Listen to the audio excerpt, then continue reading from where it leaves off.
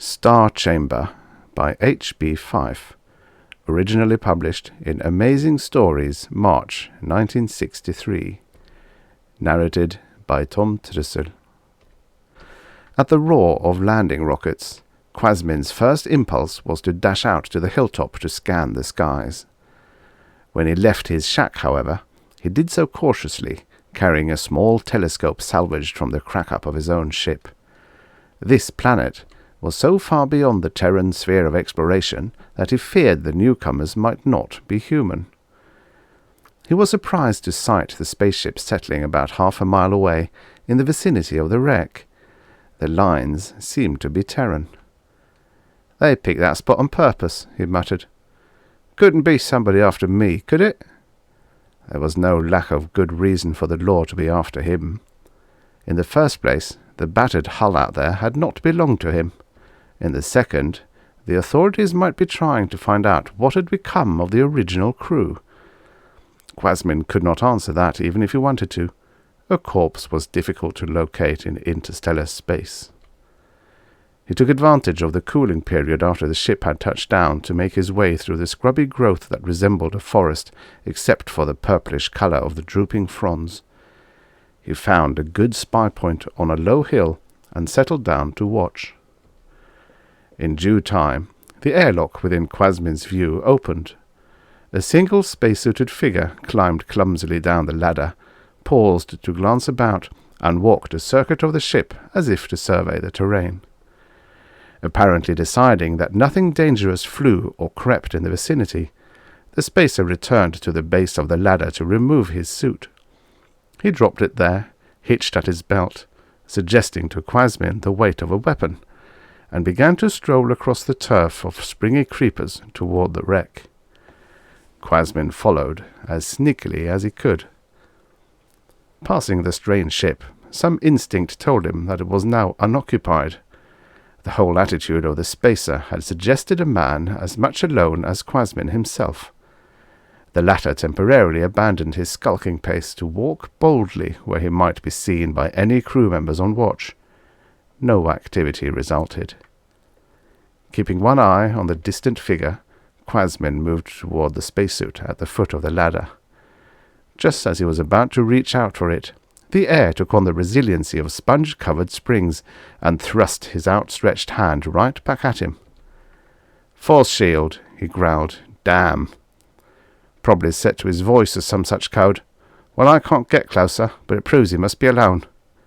He squinted at the name tape on the breast of the spacesuit and read, "J. Troller." Then he hurried after the spacer, who was just disappearing behind a clump of shrubbery. He could not decide later just when Troller had in some fashion become aware of him. Quasmin could remember no careless move that might have given him away, nor did he think it likely that he was confronted by a practiced telepath. Such people existed, but they were not normally permitted to risk their unique talents flitting about the unexplored depths of interstellar space. Quasmin blamed it on natural animal instinct. If he could have seen Troller during the latter's inspection of the wrecked ship's interior, he would have worried even more. It was no idle poking about for possible salvage.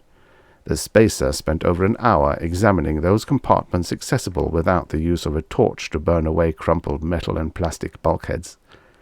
He displayed unusual interest in things of obscure value, such as articles of clothing and empty plastic crates that had once held food supplies. He also talked a good deal to himself in a low voice, but the battered hull concealed this from the man lurking outside. That there was a watcher there, Troller stopped doubting when he mentally summed up the amount of minor equipment obviously removed from the ship since the crash. He decided it was not necessary to penetrate the broken-up drive sections in what had been the lower levels before the hull had toppled over. The scavenging looked like the work of one individual, unable to salvage any of the heavier machinery. "Just took some things to make himself more comfortable," he murmured. "A few instruments, food, medicines, self-powered appliances, and the like." He considered returning to his own ship for equipment with which to make a real check that would include search for and analysis of fingerprints, hair, perspiration traces, and perhaps even blood samples. Why waste time? He asked himself. It has to be Quasmin, and there's not much chance of finding anyone with him. Why not just see where he's holed up, before he starts running again and makes it a long job? Emerging through a rent in the hull, he was again struck by the sensation of being watched. He could not control a slight motion of one hand to his belt for the reassuring touch of his gas gun. With it, he could fill the air around any attacker with a scattering of tiny anesthetic pellets, while the personal force shield he wore would protect him from any hostile return. Though assuming that Quasmin would be armed, he did not think the man could have obtained a shield. None had been reported missing by any law enforcement agency within imaginable range of this untouched planet. Troller walked about the wreck twice before he spotted the dim trail that revealed infrequent visits to the place. Cautiously, he followed it along the edge of the taller purplish growth that almost boasted the dimensions of trees, wondering if he could presently detect sounds of someone trailing him. By the time he sighted the crude shack from a low hilltop, he believed he had heard sounds 3 or 4 times. They might have been indications of native life forms. He forgot about them as he examined the refuge that Quasmin had built. The hut was crookedly assembled of bulkhead sections ripped from the wreck. There had evidently been batteries available to power simple tools, for lengths of bent plastic were bolted around the corners, and 2 windows had been cut in the walls. A mound of dirt had been heaped up against one of the sides. "Digging in for the winter season," muttered Troller, nodding. "Yes, he'll need some insulation." He delayed looking inside, lest it provoke some reaction before learning all that he wished. Instead, he walked on past the shack, and thus came upon a small stream and an almost pitiful attempt at building a water wheel. Must work, though, he told himself. He must have been using it to recharge batteries for the distress calls he has the nerve to keep broadcasting. Wonder if he knows they don't have much effect over 50 billion miles. He crossed the brook and looked over the 2 small fields beyond. They had been cleared and roughly ploughed by some laborious means he preferred not to contemplate. It was standard procedure for spaceships to carry planting supplies for just such situations, and he had to approve the beginnings made by Quasmin. Retracing his steps to the shack, he found the opportunity to say so. "Oh, there you are," said Quasmin. "I was looking out near your ship to see you landed. Is there just you?" Troller savoured the glint of animal cunning not quite disguised in the other's glance. He decided to quash the verbal sparring at the outset. "How many did you expect, Quasmin?" he inquired pleasantly. "My department has to police 3 planetary systems spread widely along this frontier. We can't afford fuel and rations to send a brass band after you." The shock was good for 3 or 4 minutes of bristling silence. Twice Quasmin opened his mouth as if to deny his identity, but thought better of it. His scowl faded into an expression of studied insolence. "So you're a cop," he sneered. "What do you think you're going to do, way out here where you can hardly even call into headquarters?" "That depends," said Troller, eyeing him analytically. "To be perfectly frank, I can't call headquarters. Don't you know how far out we are from the outmost little observation post of humanity? Or did you just give up all astrogation whenever you got rid of those crewmen you kidnapped?" "How can you prove I got rid of them?" demanded Quasmin with the same sneer. "I don't even want to bother. There are 11 murder charges hanging over you besides drug smuggling and that rape on Vamu 4. And even I can hardly understand that last. Those people are only semi-humanoid." Quasmin grinned. Troller felt vaguely sickened at the sudden realization that this momentary betrayal of a sense of decency was taken as a sign of timidity. The other turned aside and took a few slow steps to where an empty plastic crate had been braced against a rock for a seat. He sat down and leaned his shoulders against a rock, but with an attitude of alertness. It was the first physical move made by either since Troller had walked around the corner of the hut. "Maybe you think you'll arrest me," he said, watching Troller carefully. "Maybe you think I don't pack the same handful of sleep you do. And a shield, too." Quasmin's eyes narrowed at that. He seemed to estimate his chances of calling a bluff, then relaxed slightly, accepting the truth. "Suppose we shoot it out, then," he suggested. "You might kill me at this range with an overdose before the pellets scatter. You get too much gas in me, and you'll be up for murder too." "That would be your mistake," said Troller. "Oh, you might get off," said Quasmin judiciously. "But there's lots of people still say it's murder. You being a cop makes no difference. Civilization being what it is, the law's got to protect me too. I got a right to be out more than average because I'm in more than average trouble, right?" Troller nodded, but less in agreement than confirming some suspicion of his own. "And you'd refuse to come with me even if I ordered you?" "What a dummy you'd be to try and make me," grunted Quasmin. "You've got to sleep sometime, and you'd sure as hell wake up the wrong side of the airlock." He grinned at the other with his ugly expression of petty triumph and added, "You got nerve to try it after a fair warning?" "Perhaps not," admitted Troller. "Ha, you got some sense after all.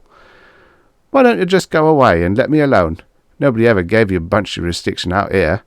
I bet this planet was never even reported, was it?" "It's not on record," Troller confirmed. "As far as I know, the only humans to reach it are you and I almost turned back. How you picked it up, I don't know, but I was playing a hunch when I picked up your distress call." Quasmin leaned back in more relaxed fashion. "Well, you got a problem," he grinned. "I ain't leaving here with ya. And what chance have you got of bringing a judge and jury out here? I got a right to a fair trial with legal and psychiatric advice." Troller took 2 steps to lean his shoulder against the corner of the hut. The ill-constructed joint sagged under his weight. "Didn't it occur to you that you're having your trial right now?" he asked. That reached him, he thought, with a certain ironic satisfaction. Quasmin glared at him in outraged disbelief. He spat on the ground and demanded, "What are you doing? Setting yourself up as judge and jury all by yourself?" "An executioner, if need be," agreed Troller. He watched in silence as the other's jaw hung slackly. Then as Quasmin's shoulder turned red with temper, You! Why, you dirty cop, ya! That's against every law that ever was. They wouldn't let ya." "There's no other way. As you said, they can't send out people to hold a trial here. It isn't safe to take you back alone. They couldn't spare more officers to come with me on the off chance you'd be found way out here." "No matter how far it is, you ain't got any right to do that." Quasmin's right hand was beneath his shirt, but Troller, secure within his shield, ignored that. "Well then," he said, "if mere distance doesn't put this planet beyond human law, the same goes for you." "I still have a fair trial coming then." "You're having it right now," Troller told him. "Like hell." Quasmin snarled. He was on his feet now, teetering on his toes. "I know my rights. I ought to be getting rescue and rehabilitation help. You can't do anything but kill me. You got no right." Troller pushed off from the corner of the shack with a hunch of his shoulder. He took a few steps toward the trail out of the clearing, then hesitated. "You've had a lot of rehabilitation work, haven't you?" he pointed out. "I had plenty of time to study your records on the way out from Bloshen 3. "You can't talk me into coming in for more psych treatments," growled Quasmin. "I've had enough of those guys since I was a kid." "Yes, you were a little too smart for them," agreed Troller. "The most they ever managed was a good thorough conditioning against suicide after you put on a psycho act to break up the second trial for murder." Quasmin grinned again. "I sure suckered him that time," he recalled with gloating. "The treatment didn't hurt any, 'cause I never did have any idea of killing myself, and it got me out of the other mess till I could make a break." "It won't get you out of this one." Quasmin's grin left him. "Made up your mind already?" he demanded, half drawing a gas pistol of his own. "Not yet," said Troller. "I'll go back to my ship to think it over." He walked away, though keeping a prudent watch over his shoulder until he was 100 meters distant. Even after that, he turned around occasionally. This made it difficult for Quasmin to follow him, but the outlaw managed to be in position to observe Troller's arrival at his ship. He spied as the detective recovered his spacesuit and climbed the ladder to the airlock. When there appeared to be no likelihood of his emerging from some time, Quasmin scuttled back to his hut. "No sense being here if he comes looking for me with his gun and shield," he growled to himself. "Maybe I bluffed him, and maybe I didn't." He threw together a small bundle of rations and rolled it with a water bottle in a blanket. As he did so, he muttered a stream of curses. "He's got no right to try anything," he reassured himself. "The law says I got to have a chance of rehabilitation whether I cooperate or not. I didn't make up the law, but I can use it as much as he can. He wouldn't dare overgas me."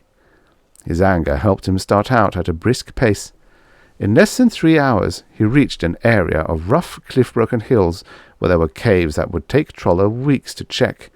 There he concealed himself for the night. Sometime during the darkness, a distant rumble awakened him. Suspiciously, Quasmin poked his head out of the cave in which he had been sleeping. He was just in time to see the flare of rockets in the starry sky. "He backed down," was his triumphant conclusion.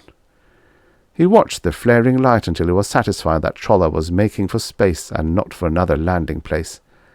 Then he returned to sleep. Just to be sure, Quasmin remained in the hills 2 more days until his supplies ran low and he thought it might be comfortable to return to the hut. He made his way back warily, lest Troller should have left some sort of trap. At the shack, he found nothing but his own things, so he hiked through the purplish shrubbery to the landing spot. To his surprise, he discovered that Troller had left a number of crates behind. He sat down to think that over. When no explanation occurred to him, he went to the wreck of his own ship. In the partly stripped control room were a few instruments that still functioned when he hooked up batteries to power them. "Might be smart to see if he's in orbit," he muttered. "Maybe he thinks he can soften me up by leaving presents." Emerging an hour later, he looked puzzled. As much by luck as by skill and accuracy, he had succeeded in picking up Troller's ship on the rangefinder. The instrument was not meant to operate efficiently through an atmosphere, and Quasmin was no expert in its use, but it definitely showed Troller was heading out system. "Well then, I might as well see if he left a bomb," decided Quasmin. He approached the crates close enough to read the stenciled labels. Scowling in bewilderment, he set about opening them. Just as the lettering indicated, he found an assortment of electric motors, equipment for building a new generator that could be powered by his water wheel, and even a supply of glow panels for light if he could get an electrical system into operation. There was also a chest of tools and parts, and several boxes of grain and vegetable seeds. The prize of all was a small 3-wheeled battery-powered vehicle that looked just large enough to pull a homemade plough. The man sat on an open crate and burst into hysterical laughter. "All a bluff," he chortled. "I knew he didn't dare do anything."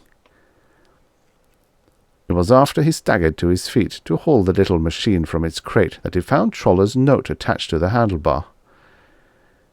"Dear Quasmin," it said, "as you try to point out, there is some argument whether a society has any moral right to punish a criminal or merely an obligation to help him heal himself." Quasmin roared with laughter.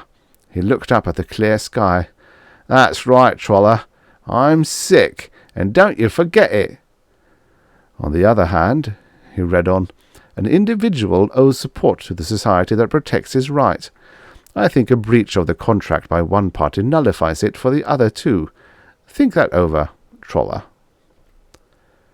Quasmin scowled at the words, then at the sky, and finally at the tools and materials that would help maintain him on this strange planet for many years.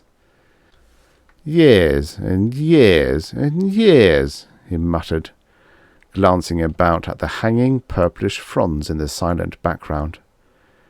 A stunned expression crept over his face as he realized what kind of a sentence had been passed upon him. The end. Subscribe for your daily stories of futures past.